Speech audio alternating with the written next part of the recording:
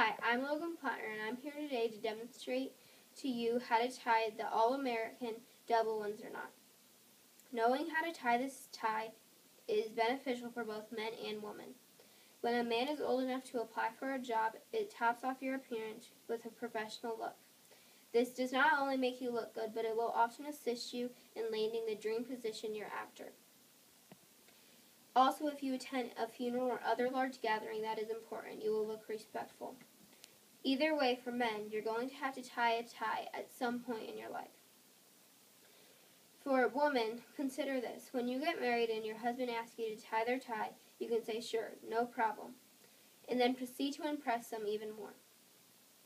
The double Windsor is a little complex and has quite a few steps, so pay attention and stick with it, and in just a few moments, you will be able to tie your own.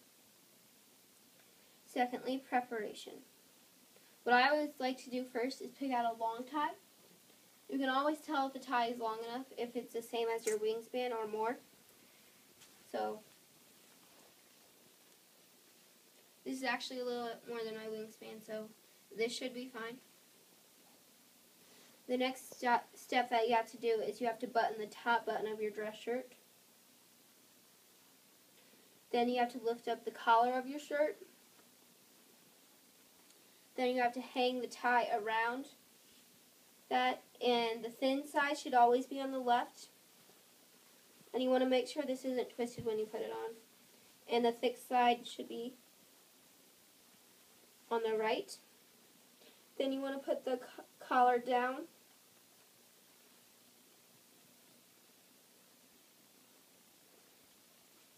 And you can always tell if it's going to be long enough to tie if the thick side is between the thigh and the knee area, which it is, so this should be fine.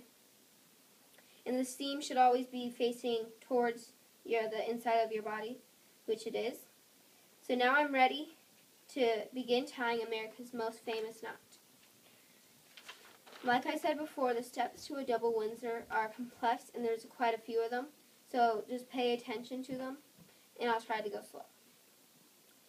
So what you first got to do is bring the thick end over the thin end, creating an X. Throughout the process of tying this tie, you want to hold that because it's going to be easier in the following steps.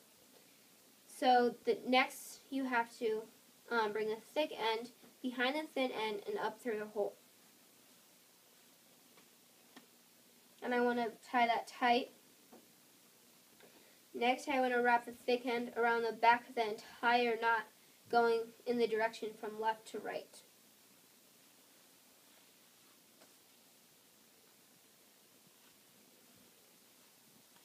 Now I'm going to bring this thick end straight up in front of the knot and then straight down through the hole.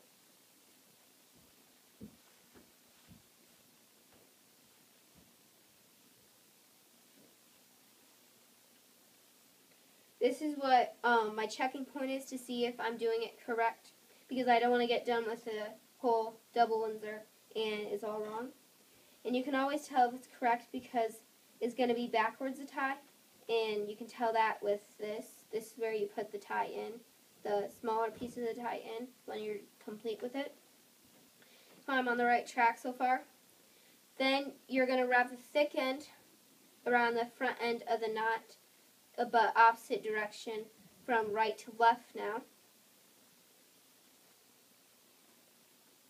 Then I'm going to go around and under and back up through and hold it straight up.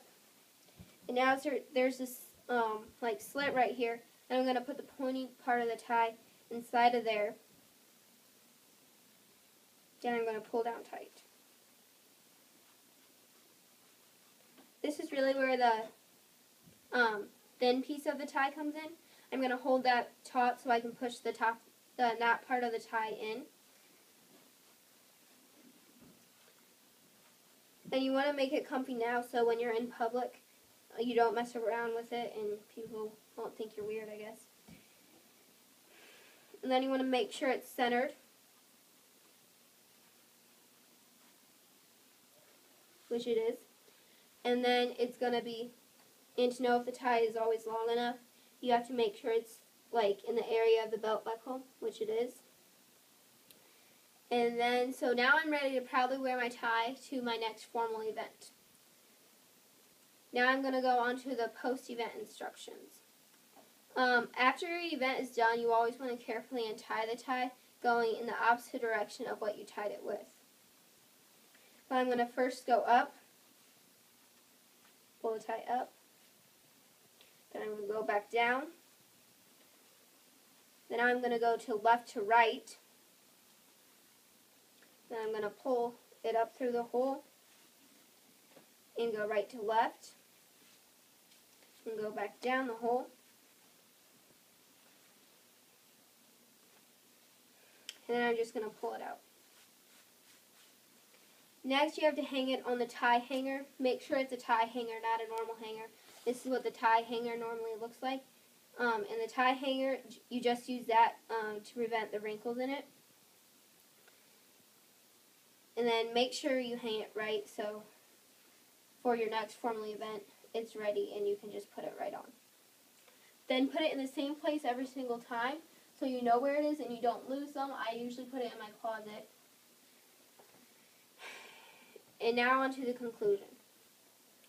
The double Windsor knot provides the most symmetrical necktie knot ever created. Each side of it is almost identical in width. Most people think it's named after the Duke of Windsor, King Edward IX. But it was likely created by his dad. It was a little overwhelming the first time I tried it, and it will probably be a little overwhelming the first time you try it. But after over 15 times of trying it, it's become easier and easier for me. And I will never want to tie any other knot again.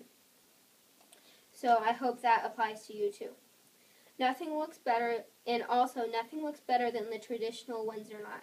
Many celebrities of the day wear the double Windsor knot, and I hope the next time you wear it or you look at someone wearing the necktie, you remember how awesome it is. Thanks for listening on How to Tie a Tie.